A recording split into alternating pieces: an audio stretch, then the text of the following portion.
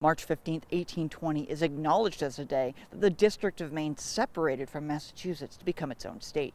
But why was independence so important to early Mainers?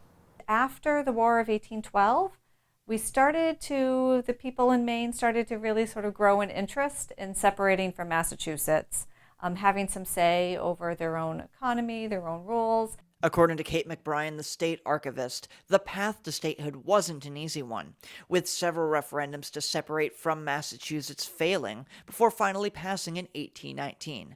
Then, the hard work began to draft Maine's constitution. We know that they spent a lot of time talking about representation in the legislature and how would that be divided, how would that be fair amongst all the communities, whether they were large, almost cities at the time, or really, really small rural communities. The Maine State Archive has the first draft of the Maine Constitution. One interesting note in the draft is that Maine was almost named the Commonwealth of Maine, but later crossed out and replaced with the State of Maine. William King, who led the push for Maine independence and became our first governor, sent a draft of our Constitution to one of the nation's founding fathers.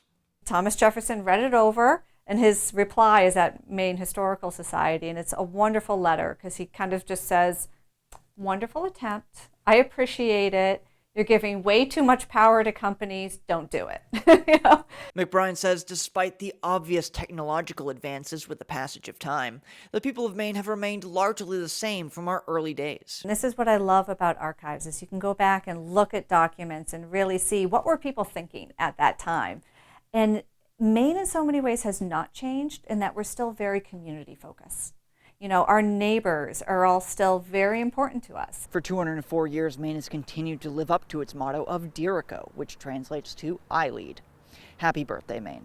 At the State House, I'm Corey Bouchard for ABC7 and Fox 22 News.